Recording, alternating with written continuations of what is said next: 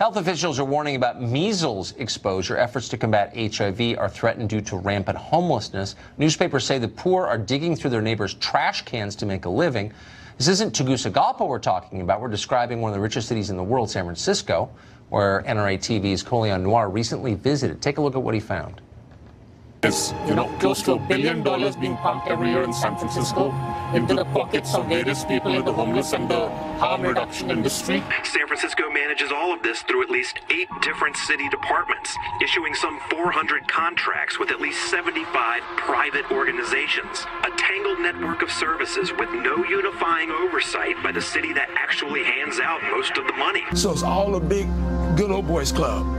The people that run the management of homelessness out of our city halls and our county seats are formerly owners of nonprofits. Gotcha. Business as usual. Yeah, we still got 14,000. Okay, great. We'll try better next year. Where's my check? We'll try to better next year. Where's my check?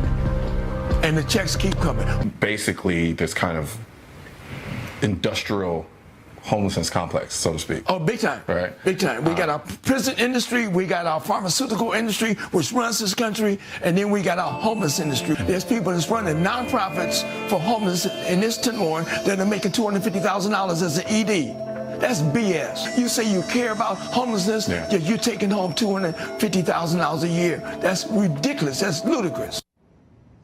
That entire video is going up tonight on our Facebook page. Check it out. Carlson Noir joins us tonight. So you made such an interesting point that I never hear made, that this is a money-making operation for a bunch of different supposedly nonprofit organizations. How does that work? I mean, it was very interesting. I hadn't really spent much time in San Francisco when I went down there to do it for my show. And when I was speaking to different people and talking to them about the different organizations and private institutions and how the money just kind of circulates between these institutions and then put back in such a way that almost enables some of the behavior that goes on in San Francisco, especially from a drug use perspective, it's almost like it's sustaining itself. It's like there's the money, and then you kind of move it around a little bit, and then don't really put them in a position to improve their life, just keep them constant. And then while, as he said in the video, they're pulling home $200,000 plus a year in salary. It kind of baffled me in many ways. Well, it's a metaphor for how a lot of things work in this society. When you keep people dependent, you increase your own power, make yourself indispensable. I mean, the Democratic Party exists to do that. But so it's not like San Francisco is not spending a lot of money on this problem. Then they are. Oh no, they're spending a ton of money in ways, again, like that doesn't really deal with or attack the issue in a way to solve it. It's weird. It's just this massive sweeping under the rug, and they've been doing this over time. And I think now what they're dealing with and what they're seeing is there's nowhere to put the mess. And so now you just have a bunch of rich people arguing with the richer people about where to put the homeless people. And it was really nutty, to be honest with you. Well, it is. So it's a beautiful city. It's a wonderful city. You said you hadn't really been there before.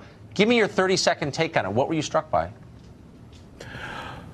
Initially, within, I want to say, the first 2-3 hours I was in San Francisco, I saw more deliberate drug use, open drug use in San Francisco that I'd seen in my entire 35 years of life. That's a sad and crisp summary. Carlson Noir, thank you. It's a great piece you did. Absolutely. It's on our Facebook page. Thanks.